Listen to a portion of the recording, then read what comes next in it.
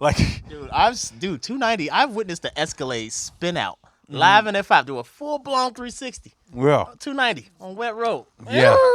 Straighten out and continue going like nothing happened. I swear to God. I was like, that's amazing. And the girl that I was with was like, oh my God, the devil's on the expressway. And I was like, the devil? I was like, yeah, it's a hell of a devil trick. I mean, call me crazy, but not gonna lie. yeah. Kind of want to do that. Kind of want to learn how to do that. Kind of want to learn how to do that. How to drift and Escalade. Drift and Escalade on 290 and fucking spin out and not hit a damn thing. And the motherfucker in that Escalade was probably like all scared at first, and then he was like, meant to do that, you know? Yeah, I'm cool. Just spin into the flex. I knew how to do that. Yeah, yeah. Probably got some pussy that night. Like went from scared to probably making some useless human being right now. Who knows? Have you ever had a near-death experience driving? Oh, plenty. Yeah, plenty. Oh, plenty, man. The worst ones are like my long rides when I'm going to buttfuck nowhere, Illinois, Yeah. and there's no buildings and just grass and like a grass and cornfield. I want to say it is. Yeah. And that wind just fucking takes me right to the left, almost into a ditch. Yeah, yeah. But no, the craziest experience I had with driving was I took a trip from Chicago to Montana. You got to hold this like this close. Okay, Yeah. Chicago Sorry. to Montana, Yeah. and it was a 20-hour trip in a Prius. Oh, yeah. And I love that Prius. That Prius was at 500,000 miles when I got done with it. Fuck yeah. Fuck yeah. And I'm just going to put up, mess with the audio a little bit. What do you think? It's Keep all going? good. Yeah, keep going. All right, so then the Prius was I learned that the Prius is a badass car. Yeah, yeah. Badass car. I'm watching F-150s, semi trucks, all the big guys just plow me with snow. Yeah. Fucking my whole day up. Oh, dude, you know what?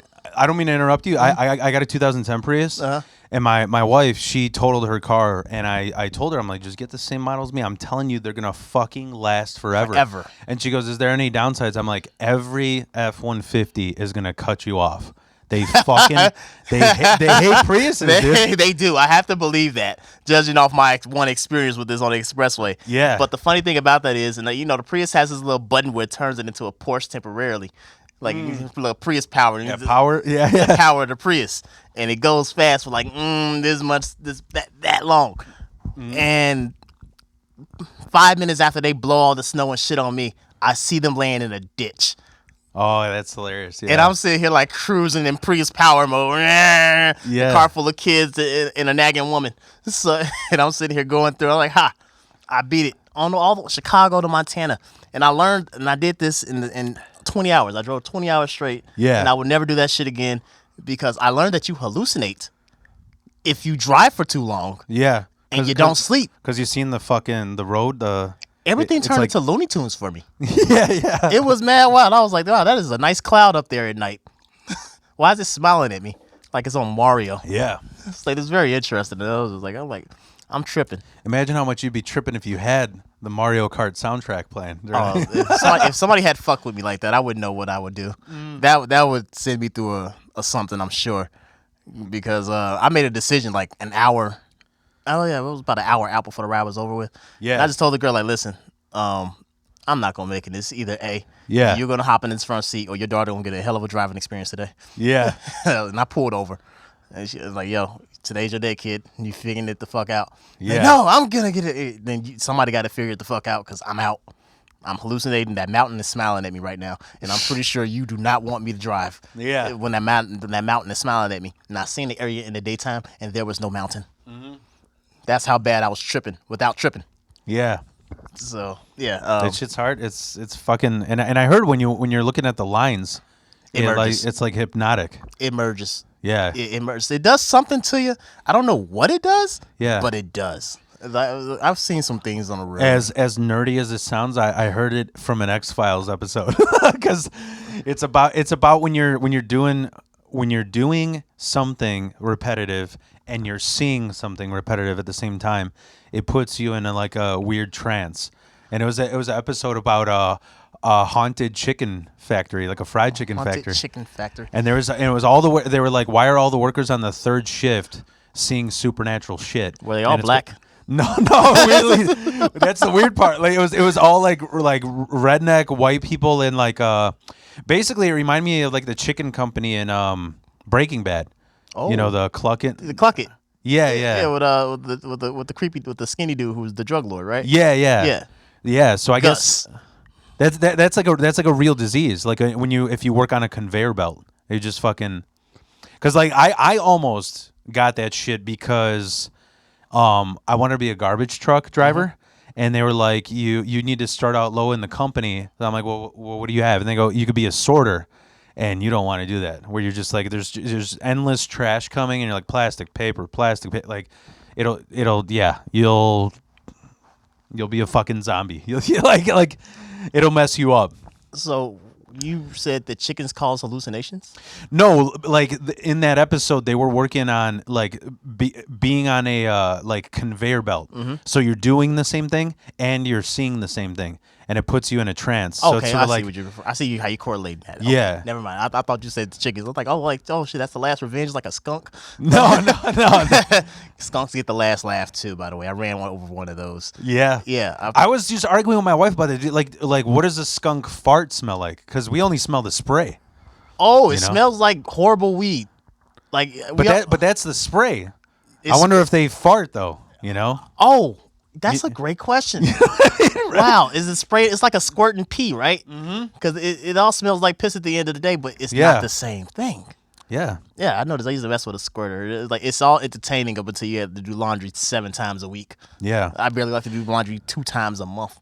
I noticed that when I started smoking weed, skunks didn't smell bad to me anymore. Like Wow. That tells me how much weed you're smoking. And I dig that. You got desensitized to it. It's like seeing death on the news. It's like, yeah, another kid died. Yeah, sure. So what else happened? Yeah. I used to say this joke, and then like I felt bad about it, but then I was like, because it started coming true, where a lot of people like I say this when I go down south, like a lot of people think Chicago's violent and shit, and I go, but you know what it is though? We suck at aiming. It's always stray bullets. It is. You know, it was like that when I was a kid. Like everybody just rolled through, listen to the latest G Unit track, and just spray the whole block. Grandma get hit, grandpa get hit. Yeah. The children gets bullet. A kid got a story to tell. He's a survivor now. He's a little 50 Cent. And they got everybody, but who they supposed to get. Yeah. And that guy's just walking around like la la la la la. He's like do do do do do. Yeah. Muhammad do do do do. Muhammad do do do do do do do do do do. And I'm a dodging me some bullets. So. Did you ever get shot at? Yes, I did actually. I got shot at one time as a kid, and I was walking. It was me and my crew of little misfits. Yeah. Walking down the street on 62nd. Did you have a name for your crew? We didn't have a name for the crew, but this is the early 2000s, and I thought I was a thug. Yeah. And with this white voice and this dark skin, it did not work out well for me. It did not. And I thought I was Jim Jones or some damn body because I had hair back then. I was wearing Timberlands with Burberry on it, like typical 2000s kid. And somebody came down the block and just let it go. Yeah. And I didn't know I was an Olympic sprinter until that day. And I got to tell you, I ran 4 blocks in 5 seconds for what it seemed like it. And then they pulled off, and it was all gone. Our hearts was all beating. Yeah. The adrenaline's pumping. Like, did that really happen? He said, well, we're cool now. I'm like, what? Yeah. We just got shot at. And I was like, is that like getting a Purple Heart or something? So Yeah. Well, you deserve a badge. What the fuck? Deserve a badge for this? So I put it on. This is without no Facebook. Gotta tell this story. I used to work at this logistics place, and there was my coworker. He was like in the Inglewood, Brownsville, like a bad part of the hood. But he was like that black guy that he's like, I'm here to change these kids. Like I'm here. South Park reference. I dig that. Yeah. Like he was on like the. What is it like? Get the thugs off the streets. Let's be on the church basketball team type. And I felt so bad because this guy was like Green Mile big. And, he was great. And I remember he came in one day and he was like watery eyed. And what happened is like somebody drove by with red paintballs and they shot him up just to fuck with him. So he was like I thought I was dead. Because you get that adrenaline rush, and then you see red, and you're like, "What the fuck?" So I felt bad for him because I'm like, he's doing everything to avoid this, and these motherfuckers are trolling him, Wow. So The cunt you have to be to sit here and shoot somebody with a paintball gun so they could think that they're shot. Like the mind fuck of that. yeah, Like that is hilarious. yeah, That guy clearly is a stand-up comic or something. Something. Like, because the thought of that, like, yeah, I'm not going to shoot you with purple. I'm going to shoot you with red so you think you're bleeding. yeah, Just the thought. Like, I've never been shot before. I lied about getting shot before to get some ass. yeah.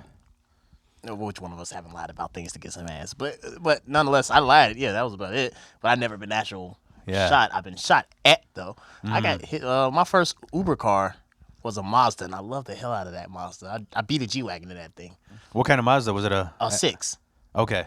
Mazda 6, and I learned how to drive manual in the car. I was like, oh, this makes it go fast. That's a sedan? Yeah, it's a 4-door sedan, yeah. Okay. And but apparently Mazdas was meant to race. They're built for racing. Yeah. They're street legal cars, sure, but they're built for racing. That's the main purpose of a Mazda. So when you see a tricked out Mazda, it's because that person wants to go on a suicide mission at some point and race you. Yeah. But this G-Wagon, one day, 1 a.m. on Lakeshore Drive, just decides to just do the whole little Fast and the Furious back and forth thing, and we hung at each other. And I was like, all right, fuck it, motherfucker, I'll do it. Third gear, let's go. And he got back up on me, and I went, all right, fourth. And we raced from Soldiers Field to 47. And he tried to wave me on. I'm like, that sounds like a setup. This is 2 a.m. Yeah. This guy's in a G-Wagon. I'm in a Mazda. He's going to shoot me and take it. That was my thought. Would it probably would have happened? No. But I ain't taking no chances. Yeah. So I don't know. I was thinking about that when I was Ubering. Like if I was like shopping for like, they have like leather holsters for your seat, that you could carry a gun. And I was like, nobody's robbing my ass. I'm fucking wearing the Kirkland Costco brand. You would be surprised of the people that would try to set you up in an Uber. I've had some YNs in my car that looked at me kind of funny. That's why I dress like a bum when I do Uber. Yeah. Like just to throw it off, I'm not making any money. I wear jogging pants. They're probably shitty. Some fucked up shoes. And I'm not carrying any hard cash either. Yeah. Well, I do carry cash in my car, but just in case emergency happens. Like I always keep $300-$400 in there. Yeah. Just in case. Never know when you pop a tire or something. You need to pay somebody off. You hit a grandma. Whatever. You need to pay somebody off. I think $300 is enough. Yeah. You got to buy that tarp to roll that grandma up. You got to buy the tarp to roll that grandma up. Cash. You want to trace it with debit card. That's how you get caught. Yeah. Ask a little dirt that. Anyway, but but. Yeah, I always carry a little amount of cash on me. There's normally my tips or something that I did for the day or something. Yeah. Because I gather a lot of cash in there apparently. But anyway, where was I going with that? That smoke smells good. Yeah, you want one? I don't, because I gotta drive. I gotta go to a place after this. Like my mom's like, she hates smoke. She hates smoke. Yeah, and she's like one of those recovering addicts. Oh, yeah. And I love my mom because she came from a dark place. She abandoned me as a kid and left me to get raised by several other women, which is cool. But it confused me as a kid because I'm sorry, man. It was actually good for me. Did it give you a horrendous idea of women growing up? No. I actually, unfortunately, I'm a playboy, but I have the utmost respect for women. I would never beat one. They fall funny. Yeah. But no, I would never ever lay my hands on. I've been in several situations where it's like, all right, I was gotta get laid, but I'm not gonna do it because that's wrong. I was raised by like 3 divorced women who fucking hated each. Yeah, my mom, my aunt, my other aunt. All of them divorced. Yeah. What was wrong? It was like a witch cauldron. It was like a witch. Doyle in trouble. Send us a husband to avoid our trouble. Yeah. I don't know. Whatever. So I had like a bad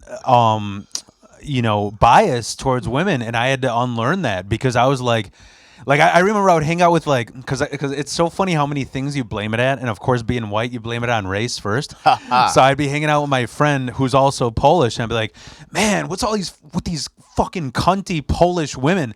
And they're like, I think it's just your family, Phil. I got a great mom. I'm just like, can she adopt me?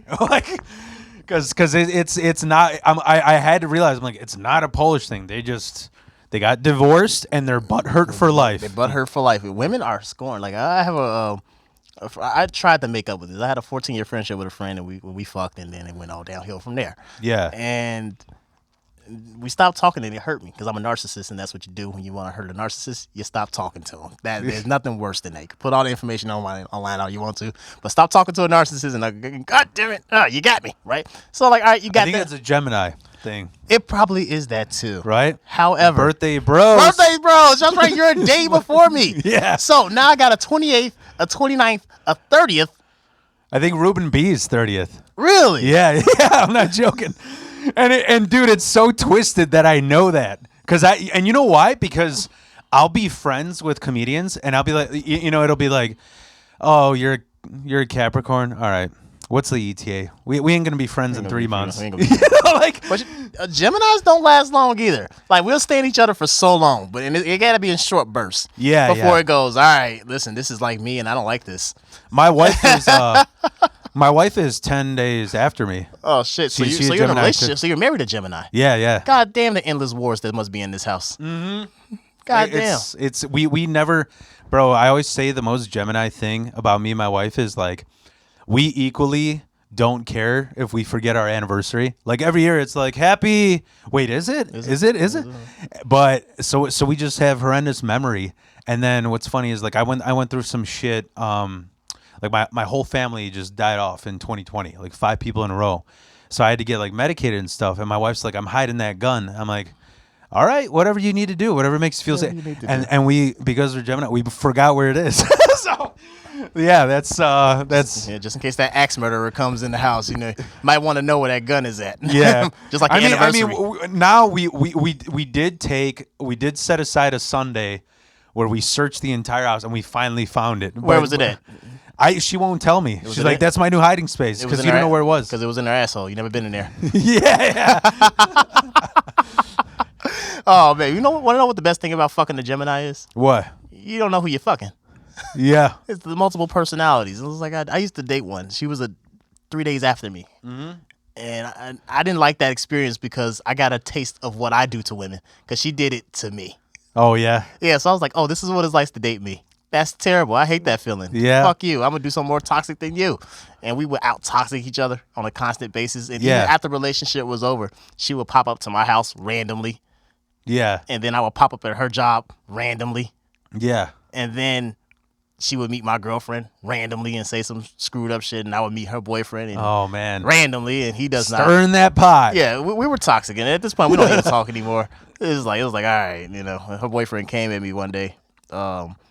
And went to a restaurant. Didn't know he was behind closed doors at this restaurant. I was going to support a friend. Mm-hmm. And he comes out, get the fuck out of my restaurant. And I was like, I've already paid for my food. Was he all formal and he threw his apron down? He did, actually. He really did. He got real aggressive. That's some old man shit. It was. He is an old guy, too. That's the funny part about it. He got real aggressive with me. And me, I'm a comic first and a fighter second. I'm a professional fighter. At one point in time, I got paid to beat people up. Yeah. Yeah. So pro fighter right here. So I'm not really worried about people yelling at me. I've been yelled at by lions. The fuck you gonna do to me, right? Yeah. Not a big deal. So he's and I'm like, I will leave when I get my food, sir. Thank you very much. So I'm being mad polite to him as he's being mad. Yeah. Like, I'm a narcissist and he's a narcissist, so I know how to piss you off. Yeah. You ignore you and you laugh. Oh shit, you dropped your cigar. That's how hard I laughed. Right. So he gets to a point where like, yeah, that's why you're a fag. And I was like, I am? And so weird fucking thing to yell in your own business. Right, it is. And so I'm like, didn't know this. Mm-hmm. So I leaned into it because that's what you do as a comic. Whenever somebody throws something at you, you lean directly into it. So what I said was, well, whip it out, big boy. Let's find out. Yeah. And I seen his eyes get big and he stepped back. And I went, oh, I won with words. Yeah, Just imagine what I could fucking do with my fist. Yeah, dude. That reminds me. I don't know why. I never wanted to get like a huge motorcycle because I'm too fucking wild. I'd be dead in a week. So I have like it's like a pocket rocket. It's like basically a scooter that looks like a fucking crotch rocket. Love a crotch rocket. I bought one of those. $1,500 and I crashed it the first day. It was a waste of $1,500. I was like, I thought I knew shit, but I didn't know shit. Yeah. It was one of those moments. So a while back, I bought like this, it's called a Pooch. P-U-C-H. It's like a Italian mailman motorcycle. Yeah. It's like a little moped. And I'm riding it one day, and this bro, like Fred Durst looking motherfucker, just backwards Yankees hat. He had a Bears jersey, and he drives by and he just screams, "Oh yeah, gonna ride that homo!" And he gets stuck at the train. I pull up right next to him. I go, "You know, bro, I just got out of jail. Let me show you what kind of homo I am. and dude, he freaked out. He's like, no, don't rape me.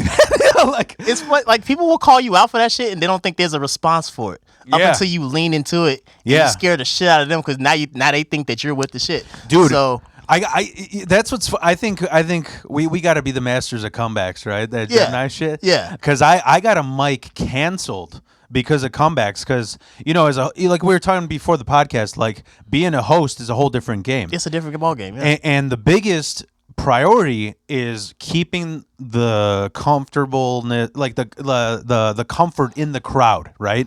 Like you're not supposed to don't lose them, right? So managing the crowd, I've seen it done, but it's a hard task to do. Yeah. Especially if you got like dark material. Yeah. You're like, you got to do stuff to get them on your side, And so I was doing this mic. It was the third one. It was the third one, and we're trying to get a good name here. And two of the owner's friends came in with their girlfriends, and I'm just being all fucking like Bob Barker, like, hey, how's everybody good with it? What's And I go, oh, so it was Thanksgiving. What'd you guys do? And he screams out, your mom. And I'm like, really? Well, she's been dead for 2 years, so I could see why you'd want those two with that maggot pussy. Oh, and wow. they closed it after that shit. Like it was like, call my girlfriend a maggot pussy. It's like, dude, you want to interact, you want to be part of it. I'm making you part of it, dude. I think winning the crowd over is an important thing. I know I did it as a comic one day. The dude that stole my joke, as a matter of fact, I did a show with him. Yeah. To show him how better than me he was. He flatlined. I went up behind him, and the crowd was still kind of hostile. Yeah. And I had this joke going, when I say fuck, you say the truth. Fuck the truth. Fuck the truth. Nobody said that at all. As a matter of fact, the third time I called it, it's like, fuck you. Right? And I was like, no, thank you. You're not my type. Yeah. And that won the crowd. That one little moment. One crowd, ha ha ha ha ha. I'm like, oh, okay. Now you're in the boat with me. Yeah. So it was one of those things. It was an all Latino crowd, and I'm the only one of the two black guys on the roster here. Yeah. So I'm not sure how that's gonna go over, but I'm going to try to make this work. And I'm like, all right, what are Mexicans like? And I did a racist Mexican joke, and it worked for me. So I got them more on my side. I left off with a standing ovation. Everybody giving me daps. That's the one. That's how you know you did somewhat of good. Yeah. When you walk in that walk back from the mic, that infamous walk back. If somebody doesn't pat you on the back or give you a random dap or ask you to take a picture with you or you did good at the least, you fucked up. Yeah. That's a sure sign of try to go back to the drawing board, buddy. I did some really dark shit in like a southern town. I think it was like Missouri. It was all the white racists, and I went really dark. But one of my jokes was just talking about how much like I don't give a fuck about dogs or something, and they did not like it. So like after the worst compliment I got, they go, I really like the way your outfit. I really like the outfit. I was like, thanks. I've worked hard on this. I think I ironed, right? Yeah, one of those things. You know what? The worst one I got. Let's exchange horror bomb story. Everybody can talk about a success. What's your horror bomb story? You know what? Let me quickly say this is Wild Phil's Osfie with Wild Phil. We got Derrick Alderson. Do you go by your full name on stage? I go by the full name on stage, and most people fuck it up 90% of the time. I've been Alderman, Alston, Anderman. I'm like this is an A-L right there. Derrick Alderson. How bad is it? But even when I get the Indians don't even respect me, and they're the people that's supposed to be calling you. Hello, how are you, Derrick Anderson? How may I help you? One of those deals. And I'm like, well, I don't know a Mr. Anderson, man. This ain't the fucking Matrix. Yeah. So, that's got to be annoying, dude. It is. However, I find it hilarious because I'm like, all right, you're going to fuck up my name and I'm pretend that I don't want to be in this conversation anyway. I answered off. Can I ask, is that why you used to go by SBG? Savage Bubble Guts. Yeah. I know. That came out of my first time doing stand-up comedy. Yeah. I was in New York City, and I asked this porgy white woman. I told this porgy white woman, actually, in the C train on the subway coming back from the 9/11 memorial, randomly just said it. I want to do stand-up comedy. Turns out she ran a club in Lower Manhattan. And I was like, okay, of all the people I could have spoke to on this packed train line, you're the one person that runs a club in Lower Manhattan. And I try to talk my way out of it like anybody else does with public speaking. Yeah. And I'm like, I got to charge up my phone. What kind of phone you got? An iPhone 4. I got one too. Fuck. Right. So now I'm sitting here on the train with this strange white woman who's inviting me to a comedy club. And I'm down here. Sounds like the beginning of a porno, bro. It really does. In the weirdest of ways. And I get down there, and it's like this. I think the club closed. Yeah. But it was like this red Chinese dude at the door. That's what was at the door. It was a red Chinese statue dude at the door, and like all these pictures of all these legends that I've seen only on TV. Chris Rock, Bill Burr, black and white photos all over the place. And we go downstairs to the basement of this club, and I see her do her set. Yeah. And she did an improv set. So now I'm just sitting here thinking like, what the fuck I'm gonna do? Yeah. I was like, I don't know what to do here. It was like maybe 7 people in the audience for the open mic. And do you know what the venue was? I do not recall the venue. I just know it was in Lower Manhattan. It was all red. I have pictures of it, but I don't know the name of the place. Okay. But I do think that it closed. I have reason to believe that because I can't find it online. Okay. But I went there and I shit myself. And I got on stage. There it was right there. And yeah, I signed the name Savage Bubble Guts for one reason or another. Yeah. As my drawers are wet with shit. You actually shit yourself? I actually shit myself. Oh man. Yeah, and I went up there and joked about titties for 5 minutes. And I told myself while having a wet ass. Dedication. Man. I was like, if I get a ha out of any of these 7 people that's in the audience, yeah, I think I'm on to something here. So be worth a new pair of drawers from Ross Dress for Less. Right. And I went to Ross immediately afterwards because I had a long bus ride home. Yeah, but I chilled with some of the most interesting people in New York City that day. I met a guy who was training with HBK, Shawn Michaels himself. Legend. Shit! That's cool. He was in Tough Enough apparently. I was chilling with a Buddhist that night who's apparently a movie star in Puerto Rico. And a Korean guy who married the movie star in Puerto Rico. Yeah. Just a long array of people who I met that night that went on to do great things. And I'm like, well, I wonder am I part of this greatness at some point in time. Yeah. But I put off comedy for a while because I wanted to sell life insurance and make money. And then I got married, and then that. Oh, you're married? I was married. No, divorced now. Oh, okay. Don't follow my tactics. I did it for the wrong reasons. All right. Got married, and then COVID happened, and I found myself on with all this time on my hands. Yeah. And I said, well, fuck it. You got all this time. You got a little dough. I start Ubering to make my own money and make my own time. Like, well, I think you could fit comedy into this now. So I started just going to riddles and just trying shit out there at open mics, and it became it's weird because it becomes addictive, and I get sad nowadays. Oh yeah, no, it's the hardest addiction, dude. Yeah, it's so weird. Like if I don't do a mic at least 3 or 4 times a week, I get literally depressed. Yeah, yeah. And I'm like, what the fuck is this? So when I don't do it, I practice on my riders. Yeah. And I ended up in LA because of that. Yeah. True story. I ended up in LA because of that. I ended up rocking it out at the Comedy Store. Oh, nice. Legendary Comedy Store. Did you meet anybody you look up to? Ari Shaffir. Oh, and I had no idea it was Ari Shaffir. Yeah. And I didn't know this until I watched Bill Burr's podcast and seeing it, because when Bill Burr has a guest on there, yeah, he videos it. I'm like, oh, I met that guy. And what's funny is I went up after him, and he did his last bit was something about drinking and driving, and so we ended up leaving at the same time. Yeah. But I'm watching him like down a brewski, and on his way to the parking lot to drive. So what I said was, hey, don't be drinking and driving. And he was like, oh, fuck yourself. And I was like, heartbroken. I didn't. That sounds like something he'd say, you know?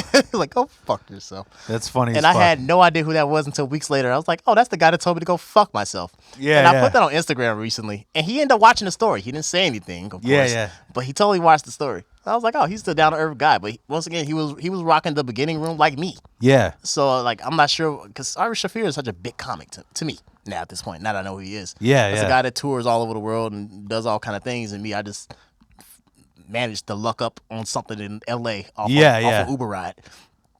And I'm sharing a stage with you, along with about 30 other comics, because like LA and the Comedy Store does things weirdly. Like in Chicago, you have a host, somebody brings you up, they anoint you in some way, form, or fashion, or they give you a bad bring up. One way or the other, somebody brings you up, and in LA, it's just shotgun. Back to back to back to back. And like the last act brings up the next act. Okay, yeah. I've seen that before at Mojo's in Joliet. They kind of do it that way. Really? Yeah. Very interesting. Like a hostless show. Yeah. It's very like because you just go. It's a good mic too. Just worth checking out at least I want once. to check that out. It's on Tuesdays and it's cool. It's in the speakeasy in the basement. Amy and Timmy run it, and they're awesome people. It's weird because I started out in the suburban scene because I live how out. did you start comedy? What was your route to this mystical land of we? Well, you know what I wanted to say. Do you remember the first time I met you? I do not. So here's what's funny.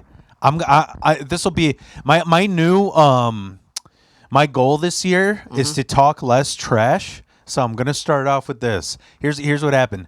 Around the time I was at Moonlight Theater at St. Charles, and I'm at St. Charles, and at the time I had a bunch of comedians telling me to drop the Wild from the Wild Phil.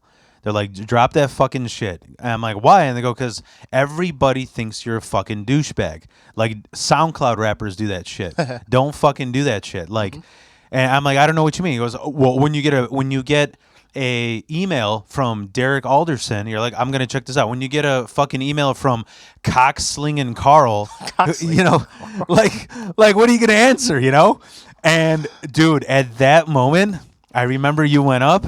And yo, I'm Savage Bubble Guts, and the guy looked at me. He's like, "That's what you look like." I was like, "That's what you look like." Is wild. And I was like, "All right, I'm dropping it. I'm dropping it." And well, I'm glad I was cautionary tale. but I remember I ran it because I liked your hat, retired drug dealer. Yeah, that's why that's what I remember. I bought a lot of them. You did a good set, and that was the point. Is like this guy had a good set, but every booker doesn't know who the fuck you are with a nickname. Like that's no. And my problem that I ran into that nobody wanted to put that on their flyer. Yeah, like that was like the weirdest problem. Like that is fucking hilarious. Whatever part of the world you in, you say Savage Bubble Guts, somebody's gonna smile. Yeah, it is mad stupid. It is mad wild. I'm like, why won't you put that on your flyer? Because it says Savage Bubble Guts. Nobody's going to buy tickets to see Savage Bubble Guts. And I made it my mission personally. Like, well, I'm going to get on somebody's flyer, and they're going to say Savage Bubble Guts. And I'm like, yeah. And nobody said it on the way. As a matter of fact, I went to Mike's, and they would skip over my name because it was so crazy. Oh, man. Yeah, and I know how that feels. Like, you know what my detriment was? What the fuck is so wild about you? You're up there talking marriage jokes. What the fuck is so wild about marriage? You wear a mullet and a fade, and you have cool glasses. You're not a normal guy. No. So I mean, Wild fits you. I get it.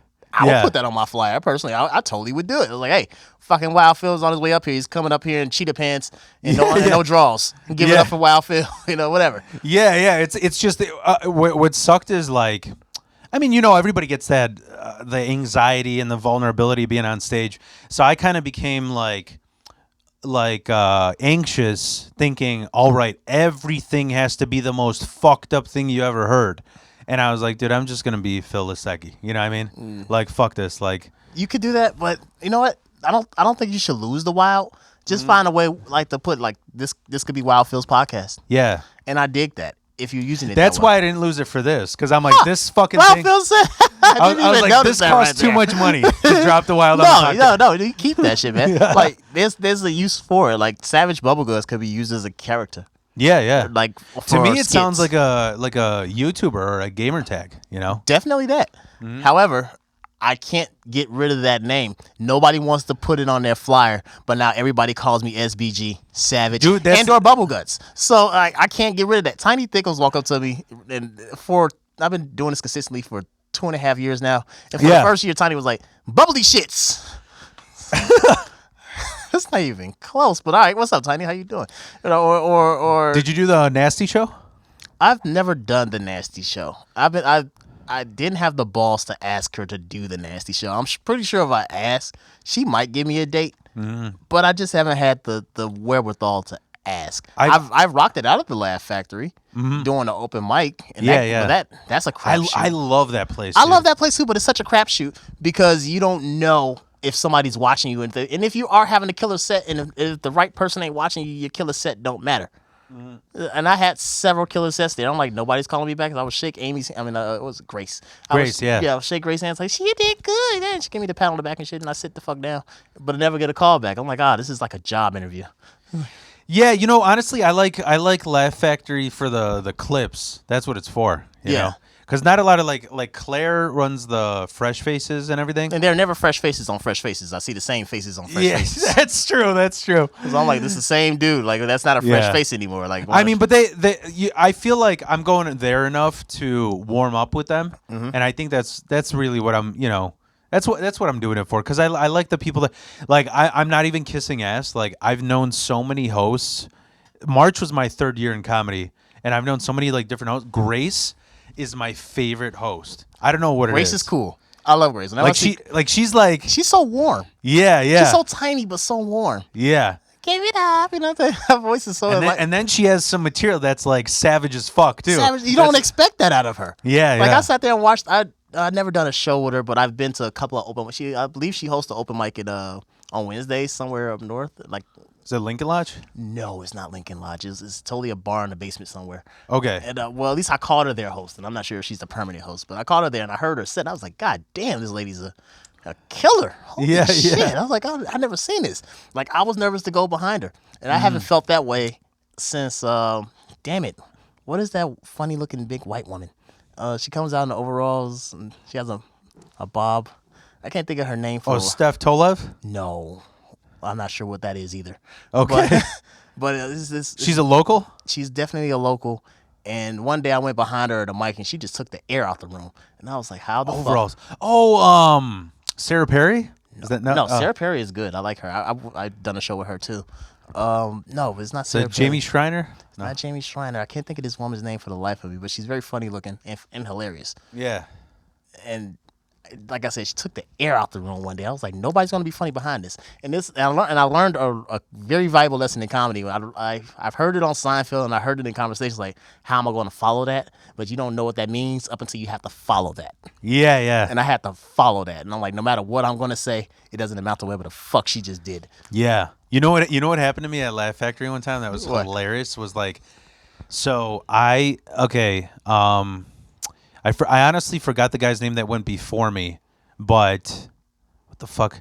I think it's like Diego or something, but there's a guy that went up before me, and his entire set, he has this cringe set where he's just talking about how much he wants to fuck his mom. That is weird. And you wouldn't expect it from this guy. This guy looks like an extra or a Napoleon Dynamite lookalike. Like just like vintage fucking clothes, like curly white hair, like and is his mom Stifler or something like that? Yeah. I was just saying, like, why? Who goes up there with "I want to fuck my mom" jokes? That's That is weird. And the thing was, you know how like Rogan, the more he bombs, the more he screams, and it's just cringe. You know why is Joe Rogan? I have watched several of his things, and I can't find the funny in it. He's not funny at all. No, I don't mind his podcast, but I love his podcast. I like those 3 hours. That gets me through my day and night when I Uber. I love the Joe Rogan podcast, and I watched his act, and I was like, what the fuck, right? I don't get it. Yeah. I'm like, you're funnier on this than there. Yeah. But it's just like one of those the YouTubers.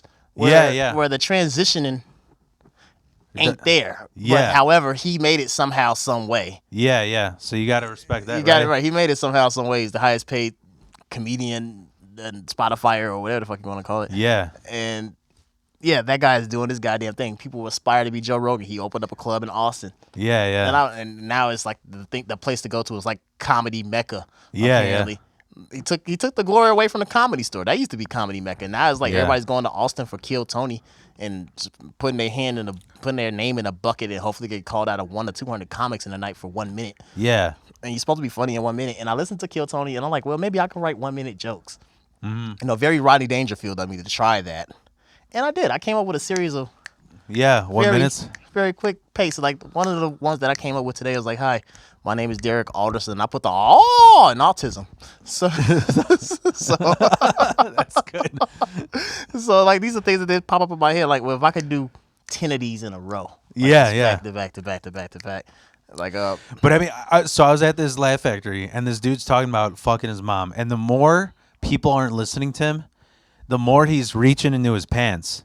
And then he pulls out a actual size, like actual looking white dildo. Like it looked like a white dick and balls, and just throws it into the crowd, fucking hits some guy in the forehead. And the entire time it's crickets. And then the part that made me laugh my ass off was when Grace lit him. He goes, "Yeah, you know what? Can you guys give me that back? I need it for my next set." Like, what is with that fucking dildo, you know? And so here's what happens next. So everybody's like, "What the fuck You got was a that?" next set after that? Jeez. Yeah. Why don't I get a call back if that guy's throwing dicks at people? Yeah, exactly. Yeah. So after him, I was supposed to go, but DJ Ribsky came in, and he's like a known. You know DJ? I Ribsky? have no idea what a Risky is. He's a huge local comic. He's like touring and shit. He's like one of the OGs from Chicago, you know. Mm-hmm. And so Grace, I got bumped. He got put in front of me. Getting bumped. And I don't mind it, especially like I know who he is, and DJ is really clean. He's really clean. He doesn't have anything that would like offend anybody. But he just said one line. It was like, and then I sat next to this fat lard on an airplane, and dude, this like 500-pound black lady starts running at the stage, ready to throw something at DJ, and we're laughing because DJ's like such a like innocent guy. Like he's like, I didn't mean to start this. I didn't, you know. Oh. And because he's like a local OG, Grace went to go get a drink, so he doesn't know when the fuck to get off.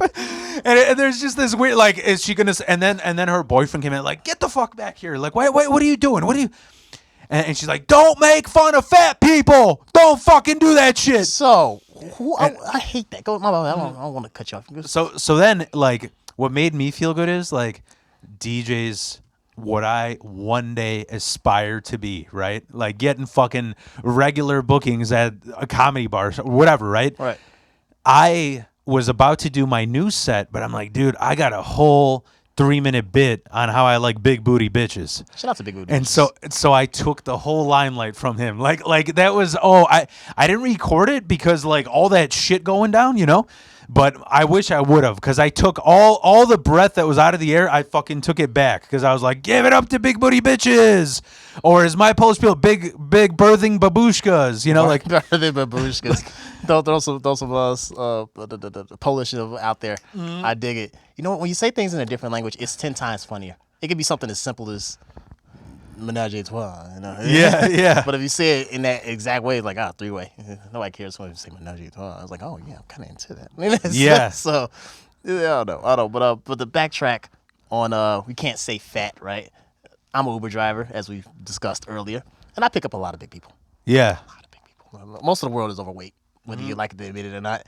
I picked up my fair share of Bruce's and my fair share of Big Danks. And Big Dank got on the radio show and said you can't say the F word. And I'm thinking she's talking about, you know, the gay slur. But no, she's talking about fat. And I'm like, all right, we're down to you can't say fat now. This is where we're at in America. We can't say fat. Yeah. I'm not going. Listen here. Then I thought to myself, like, well, who started this shit? Who started this you can't say this word shit? Yeah. Who the fuck started it?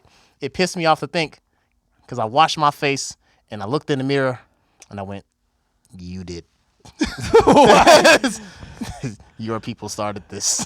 My people started this, as a matter of fact. That's right. You think so? Oh, yeah. Your people called us a certain name.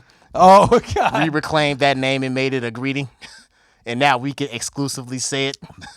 Versus when you say it, we're coming at you with pitchforks and bullets that's not going to hit you because we can't shoot. Yeah. But like we started that shit. Then it transferred to the gays. You can't say the F word. All right. You can't call Jews non-Jews. You can't call Mexicans not Mexicans.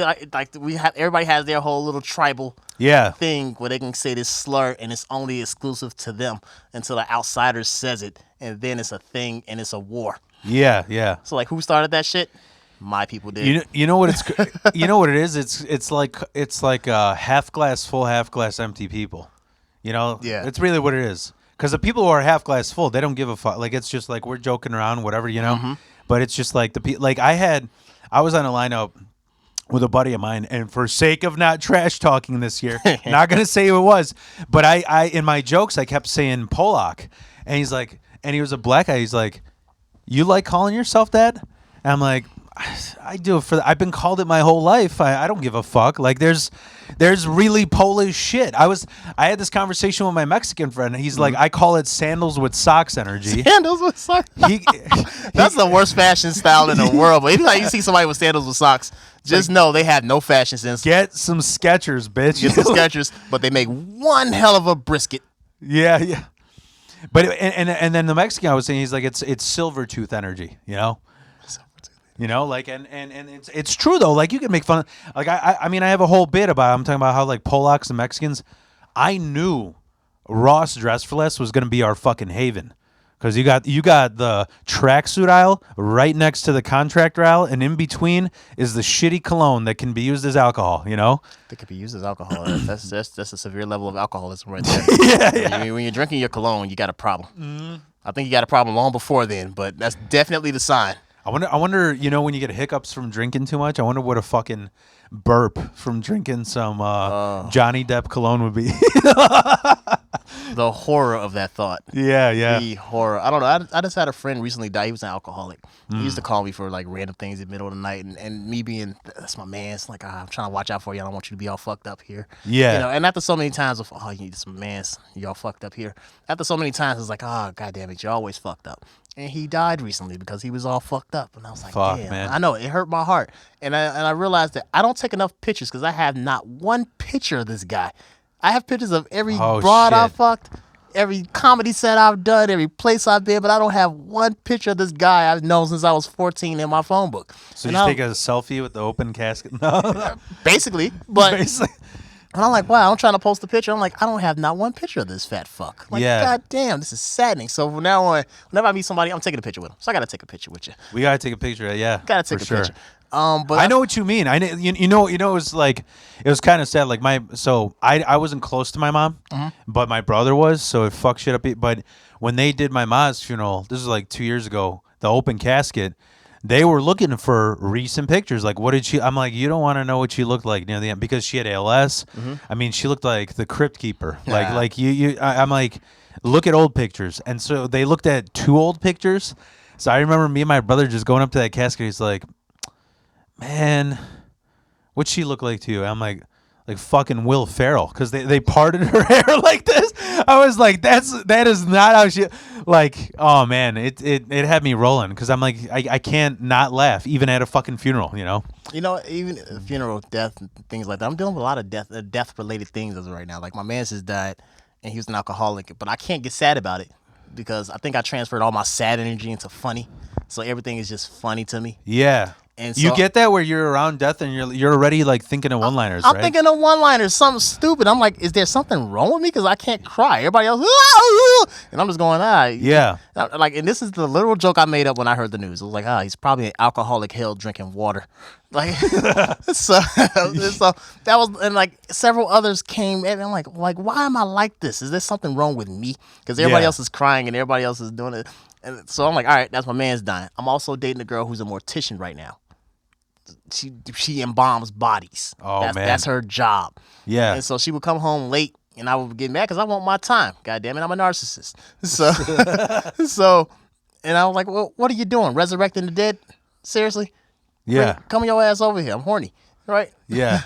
But I'm at work. I'm like, well, what are they gonna do? Write you a bad review? I'm bringing this guy to life. I'm right. Do I need to bring like the shockers? He ain't gonna make it. You know, I think somebody already did that. It's somebody with more of a degree than I have. That has diagnosed this guy as dead. Now, what your job is, I get it. You're important. You got. That's your game. You're competing with a corpse. I'm competing with a corpse. I'm like literally. So I'm like, what's the worst that could happen? They're gonna write you a bad review. Yeah. They're like, come on, like let's go get some ribs and come out of here. And I talked her into it finally. Yeah. And she's a taller woman than me. Yeah. But, and I finally got her outside, and we wined, we dined, and we stand up 69. And and she's taller than me, like I said. So basically, she held you upside down. She was the Undertaker, and I was taking the tombstone. Shit, man! My legs just dangling in the air. I'm like, this is the most emasculating thing I've ever done in my life. But I'm like, you know what? I'm living. Fuck it. I was upside down. I'm trying to. It doesn't work that well. I gotta tell you, you gotta lay down on the ground. You gotta lay down on that. Yeah. I think it only works for my advantage, but from her, like being as tall as she is. Yeah. You know what? We were just talking about this before the pod about like ADHD during sex. Yeah. Dude, I was messing around with this girl who like, I mean, she was an average sized girl, whatever, fine, whatever, and I'm eating her out because I'm 37 years old. I like eating out better than fucking. That's just true. So okay. We got that same sick. We want you to be pleased. Yeah. I'll please myself later. But Yeah. I want you to make sure you. I always all those motherfuckers saying, "Oh, it tastes like pennies or keys."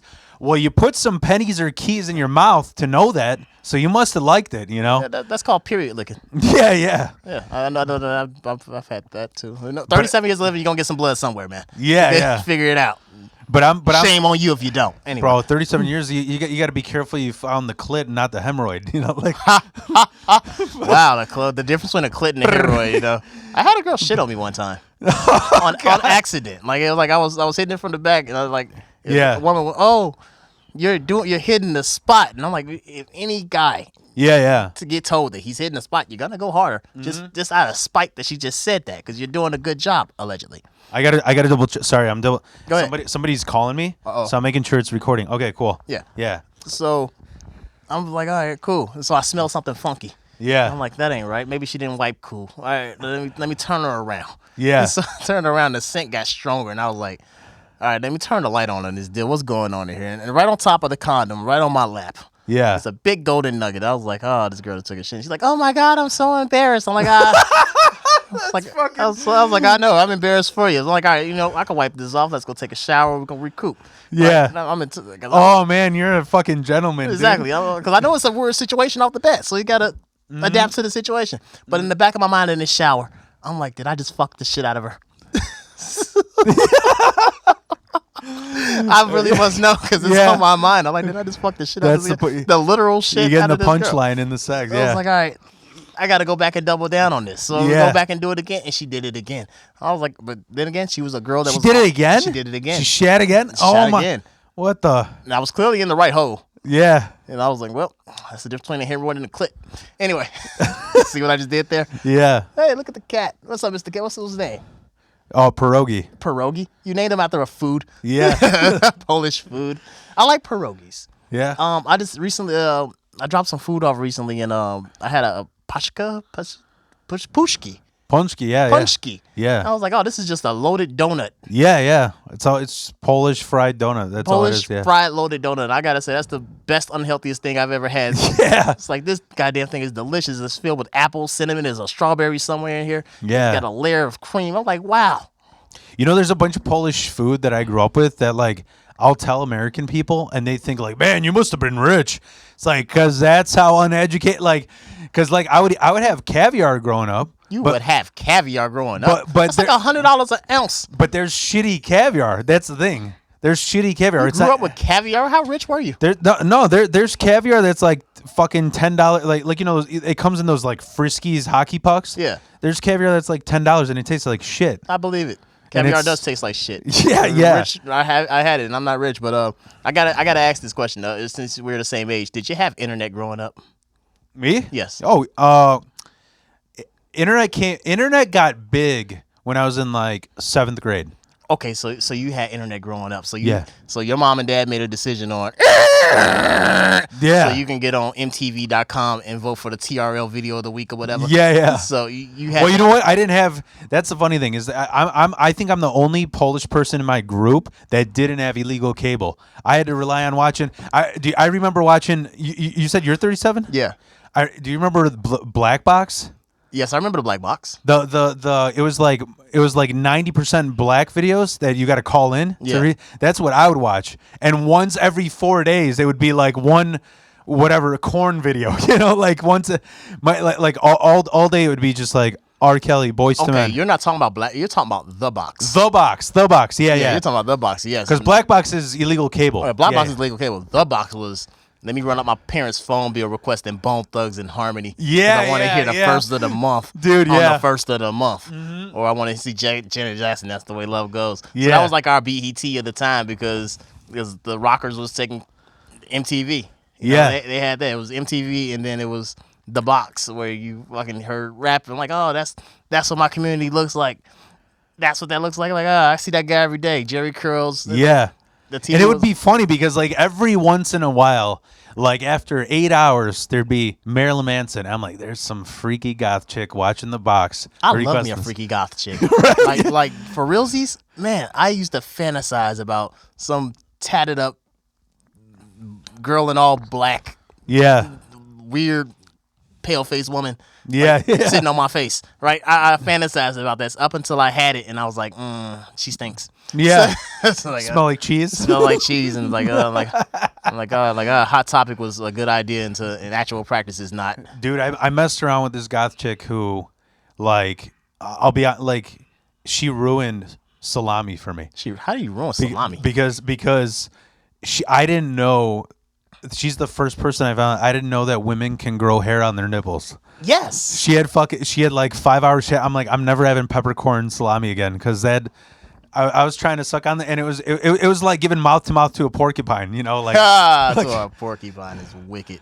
But so I was telling you, I was messing around with this one chick and like my ADHD kicked in because I started eating her out, and she had such a huge clit that like I'm down there, I'm eating her out, and I'm like, all right, well, it's consistency, so I got to do this for a while. And I'm down there, and my ADHD goes in, and I'm like, man, this is about the size of my dick when I was 10. And then like 5 minutes... The random thoughts that pop into your head in very imperative moments. And then like 5 minutes later, I'm like, I'm sucking my 10-year-old self off. I'm like, this has to end soon, you know? That's borderline pedophilia right there, buddy. Yeah, dude, I was like, this is too much, man. You literally just went on fucking yourself when you did a time travel Rick and Morty. They hinted on that in the cartoon, saying that Rick fucked himself. Literally, he's like, "Yeah, you do enough time travel, you're gonna do something." I was like, "Oh shit, man!" And I was like, "You know what? If I was time traveling, I'd probably give myself a shot. Not gonna lie." So, funny you mentioned that. Like, what you would do time traveling? Yeah. I fucked myself over with my wife because I forgot where this was. I don't know if it was in therapy or we were playing some board game at like we have like these board game parties, whatever, and they were saying, they're like, we were playing this game where like you ask like, okay, what would you do with $1 million? And then they ask the guy, and then they ask his girl separately. And they asked my wife, and she's like, well, first I would give my money to my husband, and then I'd give it to my parents, and then I'd give it to my kid, like top 3. I'm like, bro, I would get a beater car, and I'd drive that thing through my worst boss's living room window. Like, that's what I'd fucking do with my million. Like, it's revenge porn all day with me. Yeah. First thing first, I'm not thinking about my family. I'm like, well, who can I shit on first? Yeah. Just for poops and giggles. Because I'm like, with $1 million, you can get a good lawyer, get away with ghost riding. Pay a fine. Yeah. And keep it going. Like, all right, but ghost riding a car through a fucking house. Like, you can get, it's vandalism. It's larceny. Whatever, I don't know. Whatever the case is, it's like, there's ways you can get around that. Did you ever have to lawyer up for some shit like that? No, I never had a real reason. Yeah, I did for Uber. Uber cut me off for like a speeding ticket. Yeah. Apparently, if you have more than 2 speeding tickets, they offload your account when they review your deal. What is it called? Like temporarily? No, they deactivated me. Oh, deactivated. And I had to get a real man, a lawyer, to fight for my rights to get back on. Mm-hmm. And that was a waste of $3,500. Oh fuck, and, dude! Yeah, and I end up paying these people, and he was like, "I'm going to fill the paper today. I'm going to file the paper today. I'm going to file the paper today. I'm going to file the paper today." After about 5 of those, and I'm not working for a week straight. I'm like, all right, I'm going to file the fucking thing myself because at this point I googled it. Yeah. And it turns out you can do it yourself. Yeah. Like just go down to the state house, do the affidavit, and bring it to the court or whatever. And I went down there to do it myself, and turns out my lawyer was down there doing it that day. I was like, what the fuck? That's some sitcom shit. It was. I choked him in the elevator. Oh God! True story. I choked him in. You choked him? I choked him in the elevator.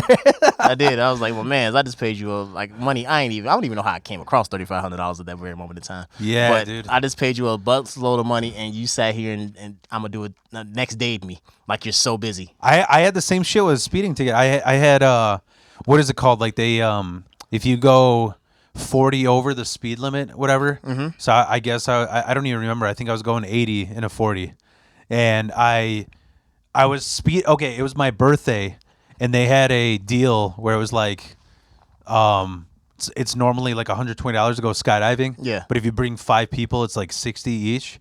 So I was speeding down to Aurora to go skydive in those cornfields, and I've done that. because there was a fucking storm coming. And they won't do it because you can't pull your chute under the clouds or whatever. Yeah. So I'm telling this fucking cop, I'm like, wrap it up. We got to go skydiving, motherfucker. And he did it, but I had to lawyer up, and he fucking got me. It was some Better Call Saul shit because he just pulled it. I think I spent like $400, and he pulled this shit where he's like, oh, he was in a different county. So he didn't know the rules here. He thought murder's legal here, and they got me off with this. Comedy can solve some of the world's weirdest problems. Yeah, dude. It literally can. I've been in hostiles. I've gotten out of 6 speeding tickets crying on demand because they just feel bad for you. I got a better one for you. Yeah. How to get you doing the dead wrong, and the cop sees you doing the dead wrong. But maybe because I was black and this is during COVID, this worked out so well for me. Yeah. But I was coming from O'Hare one day. And I'm driving the shoulder lane, and 8 in the morning, everything is just stacked. There's nothing you could do about it. Yeah. And so my big badass decided to ride the curve in my little Mazda 6 because I'm a badass. And me and the sheriff and the state trooper locked eyes. He saw me doing the wrong. I saw him catching me doing the wrong. And at that very moment in time, I guess it was just perfect time, I decided to go, fuck, mother cunt, shit. And I just beating on my steering wheel. And they got behind me. And they just seen it, and I just kept up the act. Just keep going. Yeah. And I guess it was like, we don't want no part of that. Yeah. And they went over into another lane. And I was like, is that a cheat code? Just act like I'm a mad black guy to a white guy. Yeah, yeah. And they won't pull you over. So like I tried it again. Off some risky shit. Like, let's see if this happens again. Same thing. In the dead wrong. We lock eyes. They see me doing the dead wrong. I see them see me do the dead wrong. And there I am, crazy again, beating on my steering wheel, both my hands, throwing some shit at the window. And they looked at me. I seen them look at me through my window. Yeah. It just go the opposite way. I'm like, oh, this is the cheat code. Just act like a crazy black guy. Yeah. Yeah. And the white guy won't pull you over. Yeah. So how about that? Yeah, you got pulled over and got a ticket written. And me, they're like, we ain't about to fuck with that. Yeah, yeah. Go on with your day, sir. Have fun. You know some weird shit I saw? I remember I was around like, what the fuck is it? I think it was like Evanston. I was at Milwaukee. And I'm stopped at the stoplight, and I saw something. I was like, I had to look. I was like, what the fuck? The person behind me, I could tell was a meth addict. It was just like this really skinny white chick, like this greasy blonde hair, like she's been pulling it out.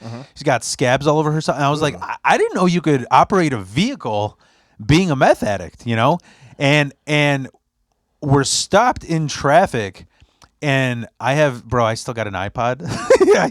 Dude, keep it. I seen the thing go for like $1 million online if you have like the original. I have the scroll. I have the 150 gigs. Fuck yeah. Yeah, those things are go. If you still have, I still have an iPhone 4 and a 4S. Yeah. And I'm holding on to it. And hopefully one day I check the price on it one day and it's worth $1 million. I don't know. I'm rolling the dice on it, I'm sure, but I'm hoping for it. But I had it on shuffle, and I listen to such weird. I mean, I'll listen to like hardcore metal, to like Bone Thugs, to like Shawshank Redemption soundtrack. Isn't it weird when you listen to your younger self?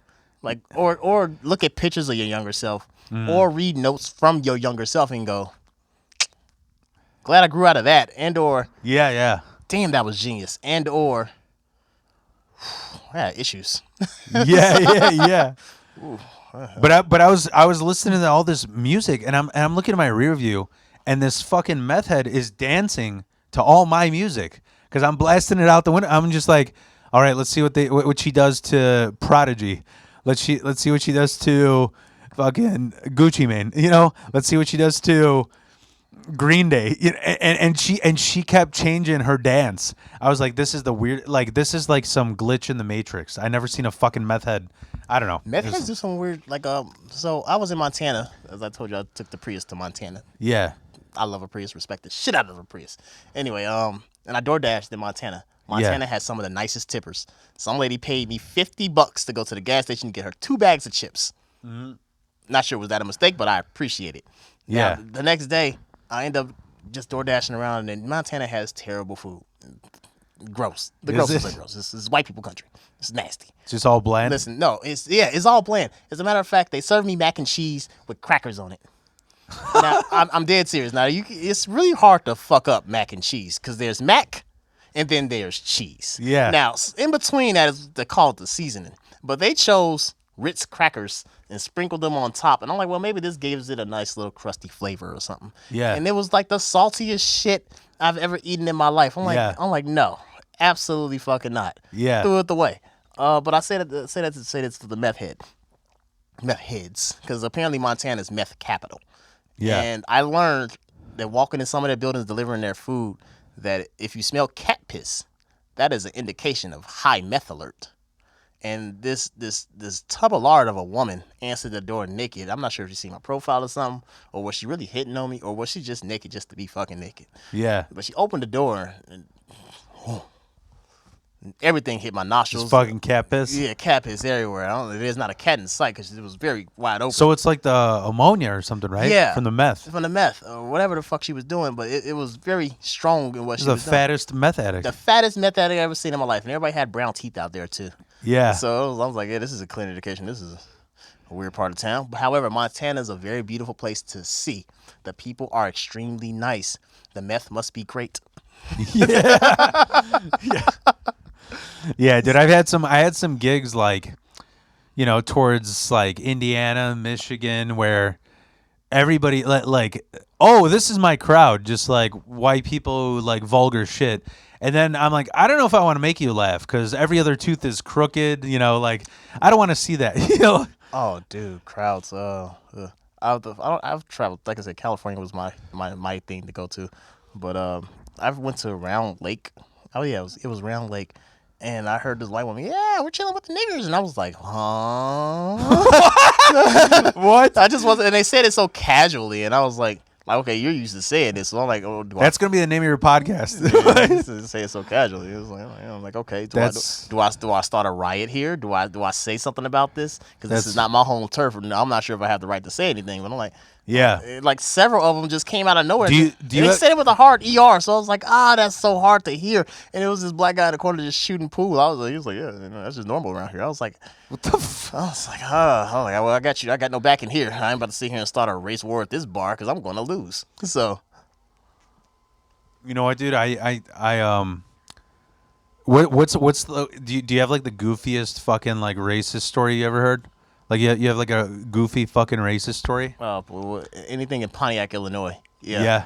Yeah. I got pulled over to Michael Jackson's Can't Help It. No, Lady in My Life. I got pulled over to Lady in My Life. And as I'm getting handcuffed for driving with bad plates, bad sticker, no license, all the good stuff, right? They charge you for everything but rainbows and sunshine on the damn bill. It ended up being like $5,000 or something like that. And as I'm being arrested, it was like, we got another one of those black guys. And I was like, one of those black guys, huh? Is this one of those black guys? I'm sitting here just hearing the conversation. Yeah. So I ended up posting bond, got out, and I stayed there for a weekend trying to figure out life. And got my car out, $500 more. All right, now I'm completely broke.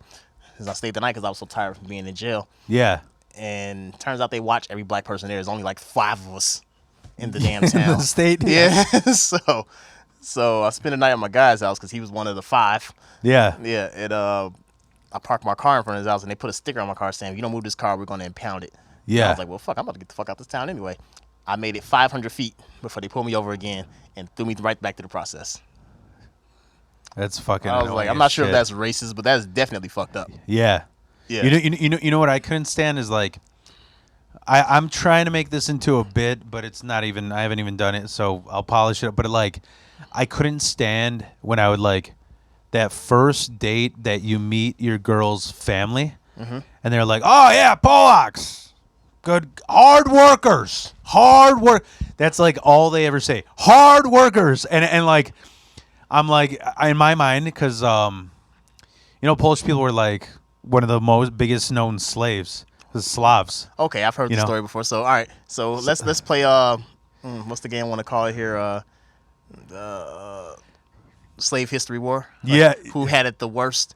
Like, I don't know who had it the worst, but when somebody would tell me that, oh, you guys hard workers, I'm like, well, thank you that my whatever being enslaved under the Ottoman Empire. Now I know how to, fucking renovate your house perfectly with my contractor van. I was just gonna hit on that. Between the Polacks and the Mexicans, I'm not sure who decors the house the better, the worst, the best. We always fuck up something. I will tell that. We always fuck up something. I'd say I used to work for a contractor many moons ago. Yeah, it wasn't my thing to get dirty, and that's not in my cards. However, somebody put me on their job, and I tried it. And after the job was done, we roasted a pig, and drank like the biggest bottle of vodka I've ever seen in my life, and I haven't seen since. Yeah, and I was like, "This is how you celebrate a build." I was like, "I kind of like this for what it's worth." Yeah, and then I would go. This is a Mexican guy? No, this is a Polak. Oh, Polish guy. Polish guy. Yeah. And they go to the Mexican build, and it's just like, man, all right, we did it for the lowest of lows, and I'm just a random black guy speaking English here, and I'm like, all right, so maybe I get paid more. No. So some guy literally picked us up from on the truck and said, "Who wants work?" Yeah. Gave us $35 a pop to put up drywall, and I was like, all right, I don't want to do this again. Yeah, So I don't know. I've had some interesting work experiences. I've been a carny. And I worked for Doink the Clown at one point in time. Doink the Clown? Doink the Clown actually ran a carnival. Get the fuck out of here. Get the fuck in. Yeah. And he was a fat white guy by the time I met him. He was no longer doing a whoopee cushion or whatever the fuck his finishing move was. Yeah. That's fucking hilarious. Yeah, he ran Midway Carnival for a while, if you ever seen that. That was his thing. I just remember him from that best fucking arcade game. That's what everybody picked. You know what I'm talking about? Yeah. It's like that Super Nintendo. I played that game to pieces. I had that for the Super Nintendo, Sega Genesis, and PlayStation. And the difference was they had 2 extra players on there between one of the systems. And I had WrestleMania on all of them. I love that game. Yeah. You know what my favorite wrestling? I like that fucking. I don't know if it's because of nostalgia or the one I played the most, but Warzone on 64. On 64? Why 64? They didn't have voiceovers on 64. Oh no, they didn't have the video on 64. They had a Royal Rumble, but they didn't have the video. Like during the PlayStation version, like Stone Cold Steve Austin. And I remember this promo very vividly. The Rock's promo is what I remember very vividly. Stone Cold's like, I've worked hard to get where I'm at right now. I think I'm gonna make They used to say so many things in wrestling that we can't see on TV no more. I'm gonna make a punk out of you in no time. I was like, whoa. I'm gonna make a punk out of you in no time. Or Stone Cold like, I don't give a damn what you did to the other WWF superstars. Yeah. Hell, son. Yeah. Like Stone Cold should be celebrated more. Like this is just. Did you grow up in a single mother house?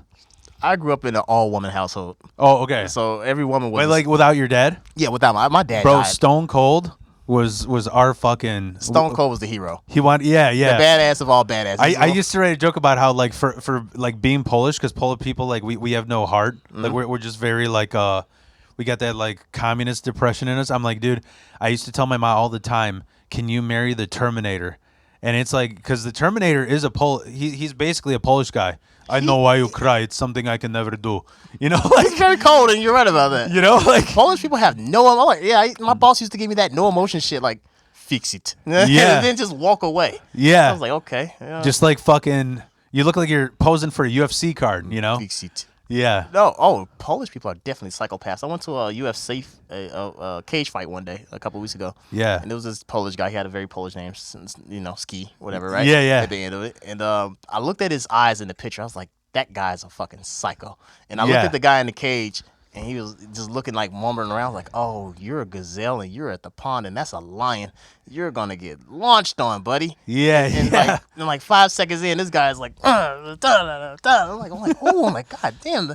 And then he came off the cage and he sat next to me. I was like, oh shit. I think it's that Slav anger, man. It's that Slav, the fucking, you know what Slav is, right? Like Polish, Russian, Czech, Eastern Bloc. You know, bro. There's so much hate for this guy, but I fucking love there's a band called Slaughter to Prevail. That sounds very typical. But go ahead. Yeah, they're a metalcore band. It's I fucking love them. Mm-hmm. And the singer gets a lot of hate. He's this Russian guy, Alex. Mm-hmm. There's no metal singer who's more badass than him. I don't know why motherfuckers hate him, because this guy wrestled a bear in the music video. He's a typical Polish guy. Holy shit! Like that Eastern toughness shit is real. This guy wrestled a bear. Yeah, bear. Bro, yeah, the thing that raped Leonardo. Yeah, he tried to fucking. There's a video where he tries to tug of war a steak with a tiger, and it rips his teeth out, and he's just laughing like. He's fucking wild, dude. And then he's like, they interview him one time because he got a scar right here with glass. He's like, where'd you get that? He's like, I do it for the stage show. I thought it'd look nice. So he just carved it himself. He's it's like he's fucking. And now he does bare knuckle boxing, which I feel bad because I'm like, dude, your music's so good. You're gonna be fucking retarded in a year. That dude just lives off the edge, and I love it. Like, but I was honestly expecting you to say, off Scarface, where'd you get that scar? Eating pussy. Which is my favorite line of that. I used to tell people, it's funny you got that retired drug dealer. I used to tell people, they go, how'd you not get caught? Because I didn't buy Scarface merch. Every fucking drug dealer I knew that got caught, they had a Scarface poster, Scarface boxers, Scarface socks. I just did the movie, and I was the worst drug dealer ever. I tried it. Like I said, this white voice, this black skin. Yeah. I tried to sell crack. It did not work for me. It didn't work? It did not. I went to my man's who just died. I went into his neighborhood and had a pocket full of rocks on the bus. It gets dumber. Hear me out. So pocket full of rocks. I don't know why that sounds funny to me. Yeah, pocket full of rocks on the bus. And I thought it was, like I said, listening to the music at the time. Yeah. I was convinced that anybody could be a hustler. And I double bagged my crack and double bagged my nickels and sold them for dimes. And I thought I was being such an entrepreneur and a hustler. And I went to the wrong neighborhood, not mine. And I wasn't affiliated with anybody, but I'm out here just traveling on the bus selling crack apparently. Yeah. And my first crack deal ever was some dude how I met going to my man's house, and I sold him the crack, and I guess he followed me to where I was going because he realized I tricked him out of $10. And here I am celebrating my first sale, and here he is holding a brick outside my man's windows saying, oh shit. And so he's like, listen, you gonna run me my money back or I'm busting your motherfucking windows. And my man's like, you better give him his motherfucking money. He was like, my mom ain't about to come home and see her windows busted because you wanted to sell $10 crack for. No, that's not gonna happen. And so I gave him the crack back, but didn't get the money. It was bad. It was real bad. He got the money and the crack. He won. That's how I knew I was not meant to be a drug dealer. I wonder if you could make crack brownies. You think Bobby Brown actually fried chicken and Coke. Oh yes. That's fucking Bobby Brown. This is a legit story. Yeah. He actually I guess he thought the flour that he was putting this chicken in. I guess he thought the crack that he was putting the chicken in was flour. And he actually fried it. So he made fried Coke chicken. That's hilarious. Bobby Brown, I know why that makes me hungry. Right? It does, but Bobby Brown is a legend, and he needs to be fucking. Listen, that's the only guy I know that made crack or fried Coke chicken. Yeah, I'm not sure if it was good or not, but I would love to know how did that taste, and did it make you higher? I don't know, but every time I tried Coke, my dick didn't work, so I don't like Coke. So I started off trying to sell Coke in high school, and I didn't know shit about it. I just Scarface. That was my fucking. And the thing was, I knew a goth chick, this Columbia chick, who was stealing it from her dad, but I didn't know. From her dad. All right, this goes south real fast. Go ahead, I was like, this is not going to go good if your dad knows you're stealing his Coke and then selling it to me. So that's when I stopped with Coke, and I was like, I'm going to go strictly to weed. And what I did is I was just. Dude, it worked out well for me because I would sell less at a less amount of time, and I'd be like, you can't buy anything less than a quad. So I was selling to these white nerds that work at fucking micros. I sold to a guy that worked for Kellogg's, and he lived on Lakeshore Drive. I would just sell him a pound at a time. You would be surprised at the amount of people that does Coke. I'm gonna end on this. I used to, like I said, I think I told you this is my story. Oh, you got to get out of here, right? I gotta get out of here, but I'm gonna tell you this before I bounce. I used to work at a Wolf of Wall Street type of office. Yeah. I didn't get used to my white voice up until I started making money and talking to white people until they figured out I wasn't white. Yeah. Right. And it was always a horror story when they figured out that I wasn't white. It was hilarious. However, I used to just sit here and the amount of cocaine I've done with the most famous people in the world. I don't know if I could put them out here like this, but go ahead if you want. The Peter Francis Geraci guy. That's fucking awesome. Oh fuck, bankruptcy info tapes. Yeah, just sitting there at the bar in Norwich, just fucking having the time of our lives right there on the very. Oh fuck, dude, absolutely, of course. I grew up around Norwich. Yeah, so, of course. So and apparently he takes care of his whole family. There's a lot of bankruptcy going on in life, and he gets all the money. And like I said, I stole my boss's G-Wagon. Fucked the whores. In the pool room with the board, the Chicago Board of Trade was where I was working at. Yeah. But my bosses and their bosses, like, we all got together, and they always brought me along for their fucked up rising decisions. Yeah. And I was just the poor black guy just hanging around, just trying to get a whiff of the lifestyle. And every once in a while I succeed. Most likely I failed miserably. And for years I was there just coat tagging. Like, I was the gopher.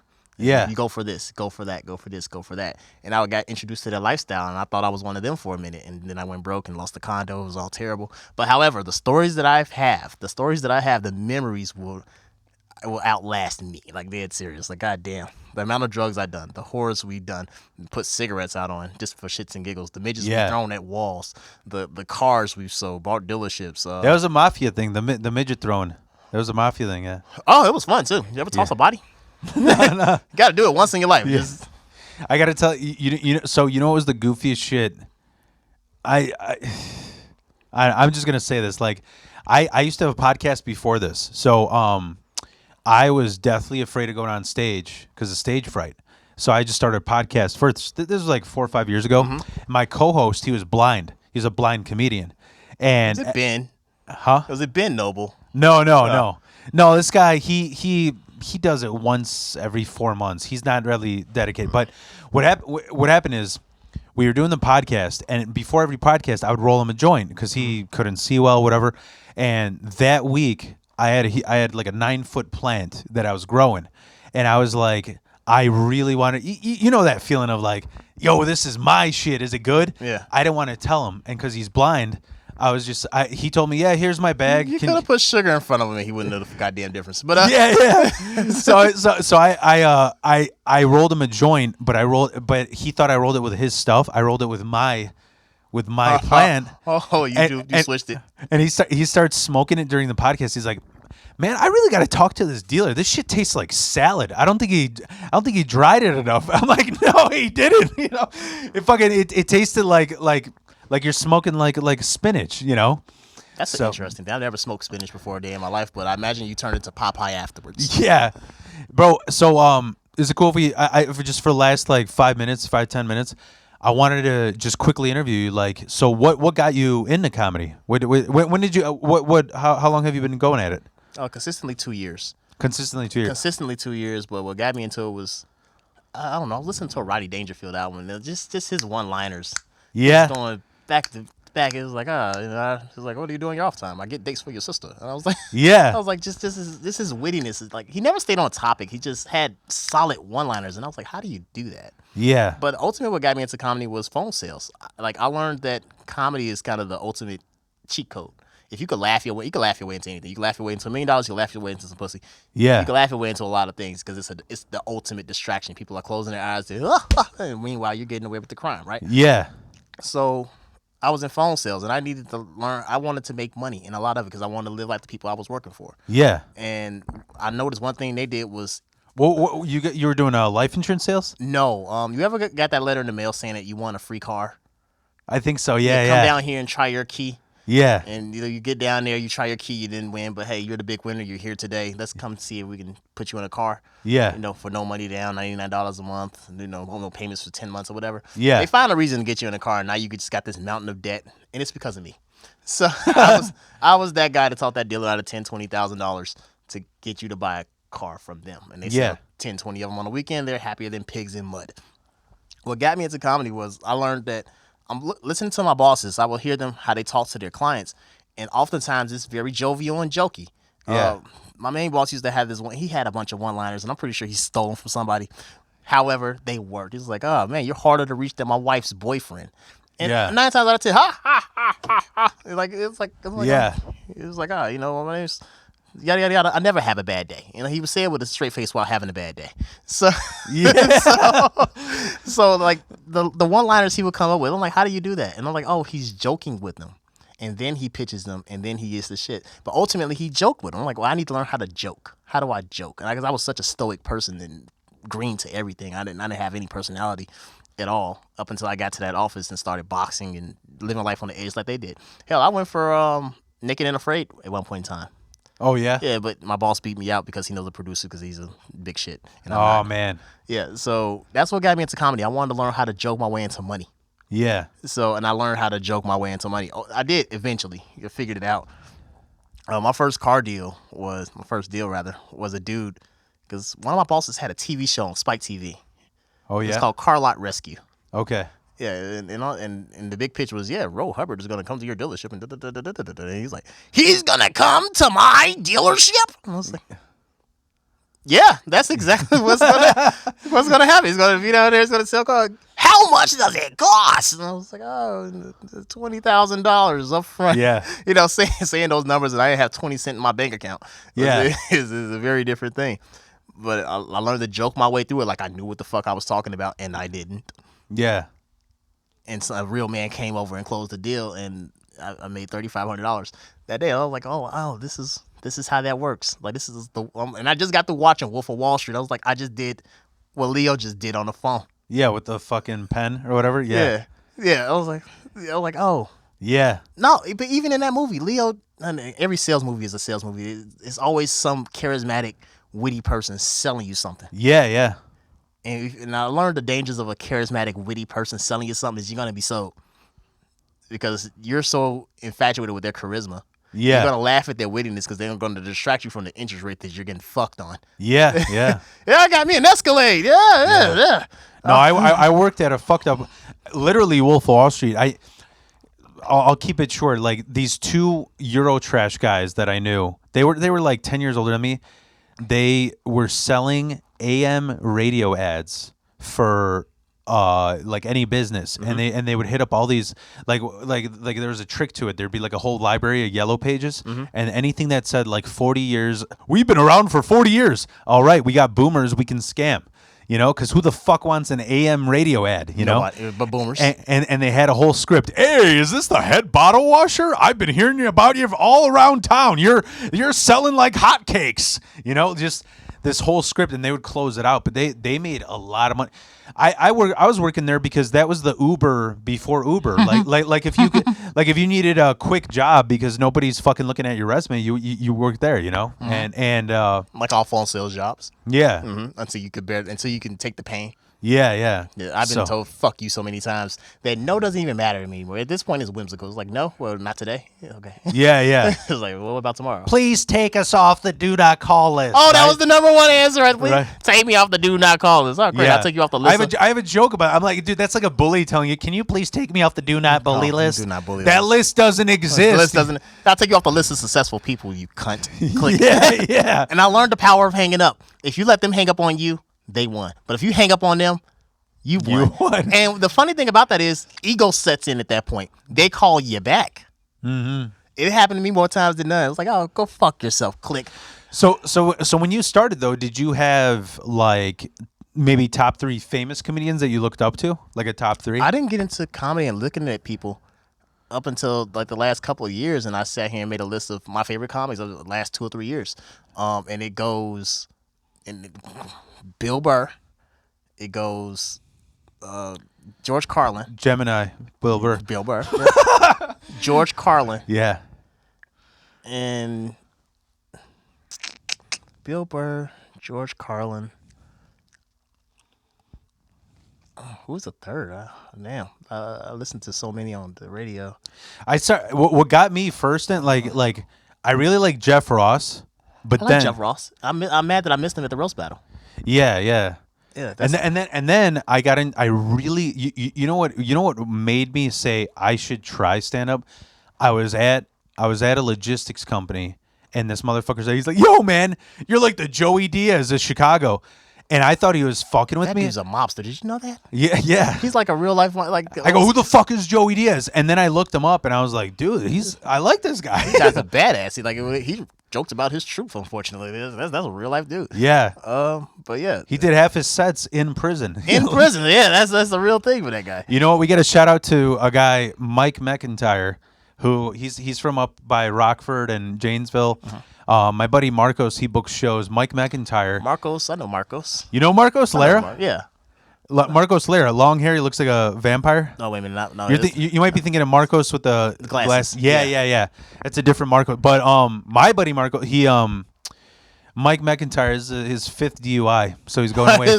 50. He's going away for 2 years. Today's his last day out, and it's his last, or no, it's his Yeah, it's last day out, and it's going to be his last stand-up for a while because he's going away for 18 months. Let's shout out to Marcos, who's going away for 18 months. Mike McIntyre. Mike McIntyre. Let's shout him out. And so when he comes out 18 months from now, hopefully sober.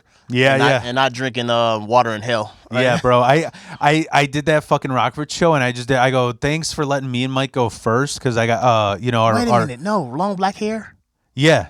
I did a show with that dude. He looked like a goth guy. Yeah, Marcos. He scared the shit out of me when I first saw him. I did a show in Rockford not too long ago, and everybody took pictures with me like I'm a guy. Do you know what the venue was? It was some bar.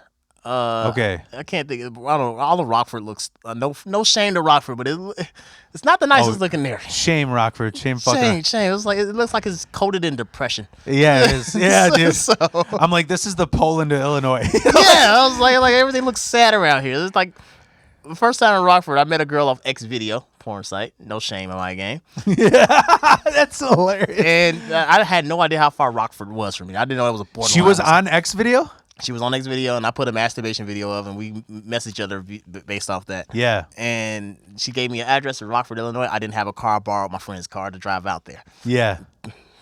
You were fiending, man. I was fiending. And drove 2 hours, 5 tolls, got out there, went through Love Lane. Did you at least beat off before you went? So Fuck no. I knocked the shit out that pussy. and like a real man. I handled that shit. And she squirted all over the room, and I felt sorry for the person that had to go clean it up. Yeah. Yeah, and she actually bought life insurance from me, weirdly enough. Good for her. So I want to like tell you a quick story that's fucking crazy. So speaking of Rockford and up there, I had this crazy ex. Shout out to crazy exes. She was, bro, she used to poke holes in my condoms.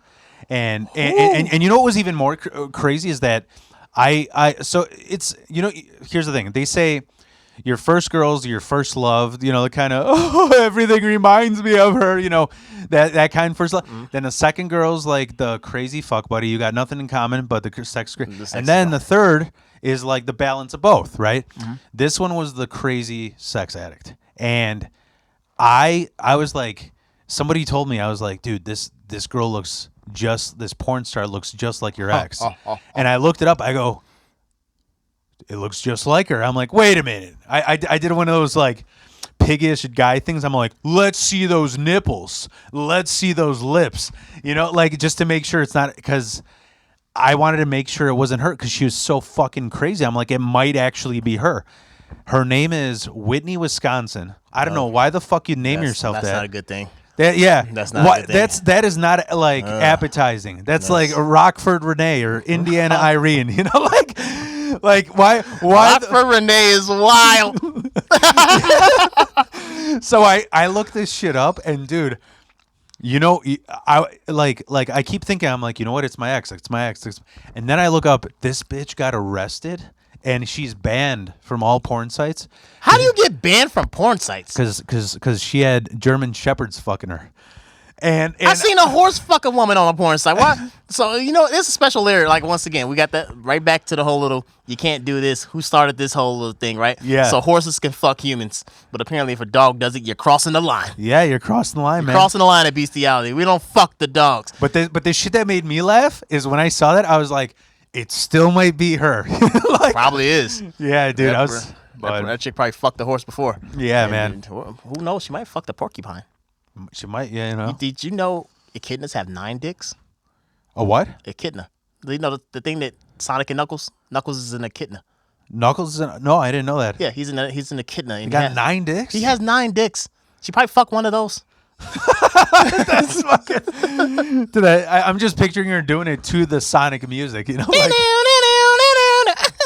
Oh, God. Oh, man. But...